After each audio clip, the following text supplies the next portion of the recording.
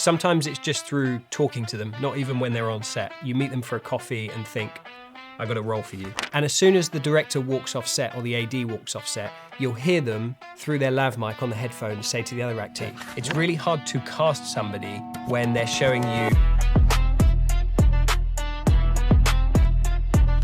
Hello, my name's Nathan. Welcome back to another Actor Studio video where today I'm going to be answering some of the most popular questions I get on set as a director and often come up in our DMs on Instagram as well. So if you're looking to improve your skills as a screen actor, perhaps you're taking the first step, or maybe you've graduated from drama school and now looking to take on more professional work, these are the sorts of questions that I'm going to be answering, which hopefully put you in better stead for when that job does come up. Let's see what they are and see if I can answer them. Let me just do not disturb. I get a lot of emails and it's quite annoying. What's the quickest way for an actor to annoy a director?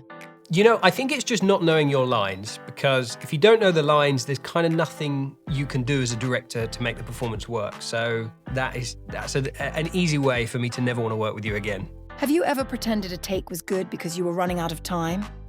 Yes, many a time. And it's only when you understand what you can get away with in the edit that you're able to do that. If there isn't a way out in the edit, normally you have to go again. Would you rather direct an underprepared actor or an overprepared actor?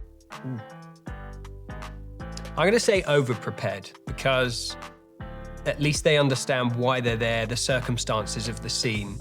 But I've worked with totally underprepared actors and got amazing results. But yeah, somebody who's prepared, definitely. What do you notice about an actor when they first step onto set? Are they comfortable around the crew? Thinking like when I worked as a first AD, one of the big responsibilities I sort of put upon myself was to ensure that everybody on the set was all singing from the same hymn sheet, as it were. And actors are obviously part of that process. So I'm always looking out for the sort of subtle cues of, you know, maybe there's a bit of conflict there, somebody doesn't feel comfortable with that person. So I kind of made it my responsibility to ensure that there was a good synergy between all of the departments and the actors included. So the first thing I'm seeing is, are they comfortable? Because if they're comfortable, they can give their best performance. Have you ever changed a shot because an actor couldn't deliver on it? Yes, many a time, many a time. Sometimes it's down to blocking and it's something that they're finding difficult. I always sometimes walk through the blocking myself, because if it feels uncomfortable for me, I know it's going to feel weird for the actor. So more often than not, it's never the actor's fault. It's just the fact that the thing I'm asking them to do feels weird as a human being. So we have to change things and adapt on the day. What's the most common bad habit that you see in self-tapes? Overperforming. It's so easy to do when it's just you sat at home with a camera and a monologue. Plus the fact self-tapes tend to be monologues, especially when people are applying for courses, applying for drama schools. And when you get a monologue, it's not a speech. It's not a standing up on a podium that you're performing to 100 people. Don't overperform. Would you cast an actor who was brilliant but difficult? Yes, and I have done. They're a nightmare, but they're great. Have you ever known immediately that you'd cast someone? What? Have you ever known immediately that you'd cast someone? Oh, as in like work with them for the first time and then be like, I want to work with you? Yeah, exactly. Yes, and I've done that as well. Sometimes it's just through talking to them, not even when they're on set. You meet them for a coffee and think, I got a role for you. Which is harder to direct, crying or comedy? Comedy, 100%. Crying relies totally on the actor. Comedy relies on timing, beats, script, camera moves. It's quite a complex art, but I love it. How many takes before you start to worry? 3. I don't really like doing any more than 1, so when I get to 3, I panic. What do actors do between takes that directors secretly notice? This is a great question.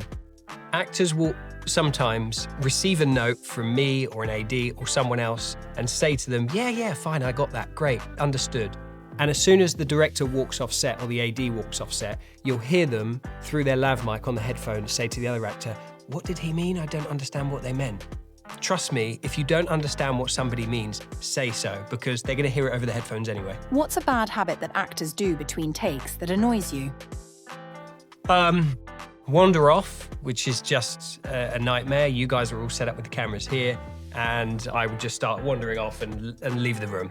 Very irritating. Don't wander off, but also try to stay in the world that we're creating when the cameras are running, because even the best actors in the world can't go from giving an emotional piece of a performance to then having a laugh to then straight back into that. And if there's time constraints and we need to move quickly, you need to stay focused. Hi, Maurice. Hello, puppy. I was about here. Sorry, ask me that one again.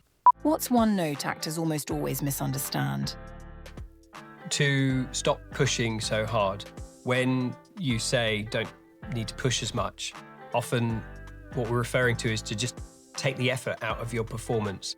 And I see it quite regularly with newer actors is you'll say just take the effort off, just stop pushing so hard, and they'll still keep everything at quite a high level. So if someone says don't push so hard, just relax, take it all back. What's the first thing you'd remove from most show reels? A montage and too much variety. It's really hard to cast somebody when they're showing you 15 different characters. There's really no way that you can place them.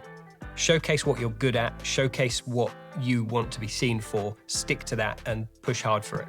Follow us for more tips like this and visit actorstudio.co.uk to see what we're up to next. I'll see you on set very soon.